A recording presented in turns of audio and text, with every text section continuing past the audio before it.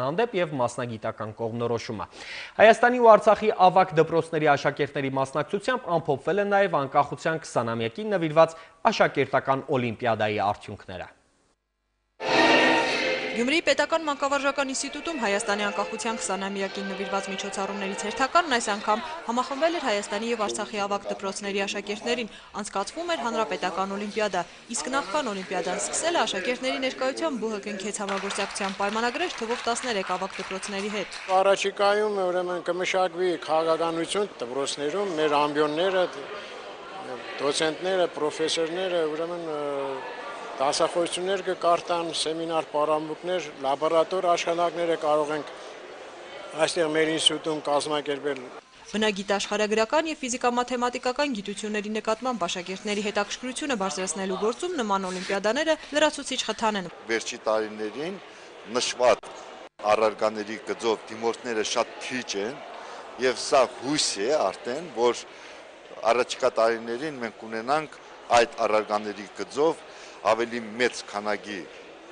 դիմորդներ։ Թվով 6 առարկայից անցկացվող հանրապետական օլիմպիադայում 375 աշակերտ կփորձեն արժանանալ լավագույնի տիտղոսին, ինչը եւ նոր ուղի կբացի դեպի միջազգային օլիմպիադա։ Խաղանում եմ մաթեմատիկայի մեջ եւ փորձում սովորել ավելի։ Արդեն ծանոթացել եմ, ոչինչ, շատ բարդ չի, բայց դժվար չի։ Մինչ աշակերտները կփորձեն պարզել տեստերի բարդության աստիճանը, մասնագետները գնահատում էին աշակերտների հայրենի բնաշխարհի ընկալումն, ինչն արտահայտված էր ցուցահանդեսում։ Երկօրյա օրակարգով Գյումրիում հյուրընկալված աշակերտներն օլիմպիադայի ավարտից հետո այցելեցին Մհեր Մկրտչյանի, Ավետիք Իսահակյանի, Հովհաննես Շիրազի ու Ասլամազյան քույրերի տուն-թանգարաններ։ Մեր մեծերի կյանքին ու գործունեությանը ծանոթանալուց բացի հյուրերը միայն պասիվ լսողների դերում չէին։ Միջոցառման հաջորդ օրը մինչ պարզ կդառնային օլիմպիադայի արդյունքները, օրվա առաջին կեսը գիտաժողովներին էր։ Դասախոսներից բացի զեկույցներով հանդես եկան նաև աշակերտները։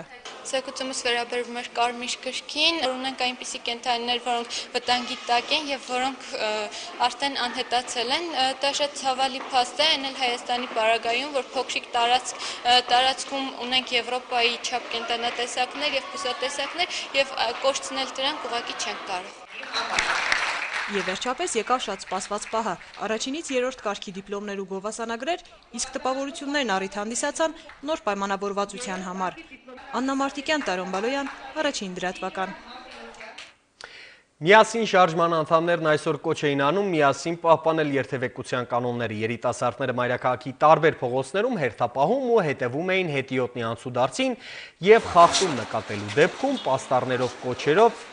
հորդորում խուսափել այդ քայլից։ Ըստ միջազգային տվյալների աշխարհում ամեն 30 վայրկյանը մեկ ճանապարհատրանսպորտային կանոնները խախտելու հետևանքով մեկ մարդ է մահանում, տարեկան 50 միլիոնը վնասվածքներ ստանում։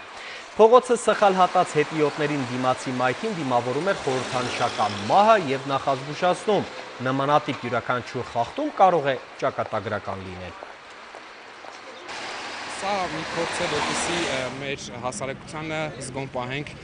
խախտումներից, որովհետև եթե հետիոտը խախտում է կատարում, վնասում է ոչ միայն իր կյանքը, այլ նաև վարորդի կյանքը։